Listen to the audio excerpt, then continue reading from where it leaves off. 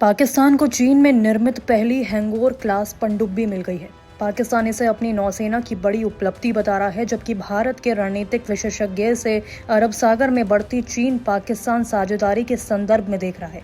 हालांकि भारतीय नौसेना को अब पानी के नीचे की लड़ाई पर और ध्यान देना पड़ेगा। पाकिस्तान की हैंगओवर क्लास वास्तव में चीन की टाइप 039B युआन क्लास पनडुब्बी का निर्यात संस्करण मानी जा रही है। इसकी प्रमुख क्षमताएं हैं एयर इंडिपेंडेंट प्रोपल्जन यानी कि AIP तकनीक, लगभग 2 सप्ताह तक बिना सतह पर आए संचालन की क्षमता, 533 millimetre torpedo tube, anti ship missile दागने की क्षमता, अपेक्षाकृत कम ध्वनि उत्सर्जन यानी कि लो एकूस्टिक सिग्नेचर, समुद्री गश्त और सी डिनायल ऑपरेशन के लिए उपयुक्त है। AIP तकनीक की सबसे बड़ी खासियत यही है कि डीजल इलेक्ट्रिक पनडुब्बी बार बार बैटरी चार्ज करने के लिए सतह पर आने से बच सकती है, जिससे उसका पता लगाना मुश्किल होता है। सवाल है कि क्या भारतीय नौसेना के लिए ये बड़ी चुनौती है? तो पहला है पश्चिमी समुद्री मोर्चे पर दबाव। भारत की पश्चिमी नौसैनिक कमान की जिम्मेदारी अरब सागर, गुजरात तट, मुंबई क्षेत्र और ऊर्जा आपूर्ति मार्गों की सुरक्षा है।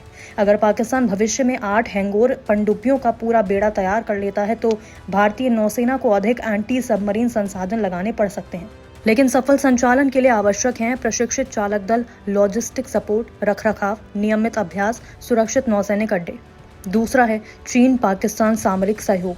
विशेषज्ञ मानते हैं कि ये सौदा केवल हथियार बिक्री नहीं बल्कि चीन पाकिस्तान रक्षा साझेदारी का हिस्सा है। चीन पहले से ग्वादर पोर्ट विकसित कर रहा है, पाकिस्तान नौसेना के आधुनिकीकरण में मदद कर रहा है, मिसाइल, ड्रोन और युद्धपोत कार्यक्रमों में सहयोग भी कर चुका है। तीसरा है भारत के ऊर्जा मार्ग। भारत अपनी तेल आवश्यकताओं का बड़ा हिस्सा खाड़ी देशों से आयात करता है। अरब सागर भारत के लिए महत्वपूर्ण है क्योंकि तेल टैंकर इसी मार्ग से आते हैं, व्यापारिक जहाज गुजरते हैं, पश्चिमी तट पर कई रिफाइनरियां स्थित हैं। सैद्धांतिक रूप से कोई भी दुश्मन पनडुब्बी समुद्री यातायात के लिए खतरा बन सकती है, लेकिन वास्तविक युद्ध की स्थिति में भारत के पास बहुस्तरीय सुरक्षा व्यवस्था मौजूद है। अब सवाल है कि भारत की ताकत क्या है। सबसे पहली है स्कॉर्पियन पनडुब्बियां। भारत के पास 6 आधुनिक स्कॉर्पियन क्लास पनडुब्बियां हैं। इसकी विशेषताएं हैं कम शोर, उन्नत सेंसर, आधुनिक टॉर्पीडो, उच्च मारक क्षमता। भविष्य में इनमें स्वदेशी AIP लगाने की भी योजना है। दूसरी है परमाणु पनडुब्बियां। भारत के पास अरिहंत श्रेणी की परमाणु पनडुब्बियां हैं। परमाणु हमलावर पनडुब्बी क्षमता विकसित करने की योजना है। लंबे समय तक समुद्र में तैनाती की क्षमता है। परमाणु पनडुब्बियां महीनों तक पानी के नीचे रह सकती हैं, जो AIP पनडुब्बियों से भी अधिक रणनीतिक लाभ देती हैं। उसके बाद आता है एंटी सबमरीन युद्ध क्षमता। भारत के पास मौजूद है MH-60R रोमियो हेलीकॉप्टर, लंबी दूरी के समुद्री गश्ती विमान, सोनार नेटवर्क, युद्धपोत आधारित पनडुब्बी, रोधी हथियार। इनकी मदद से भारतीय नौसेना अरब सागर में निगरानी बनाए रख सकती है। तो सवाल है कि क्या हैंगओवर वास्तव में गेम चेंजर है? हाँ, क्योंकि पाकिस्तान की पानी के नीचे लड़ाई की क्षमता बढ़ेगी, भारतीय नौसेना को अतिरिक्त संसाधन लगाने पड़ेंगे और चीन पाकिस्तान सैन्य सहयोग गहरा होगा।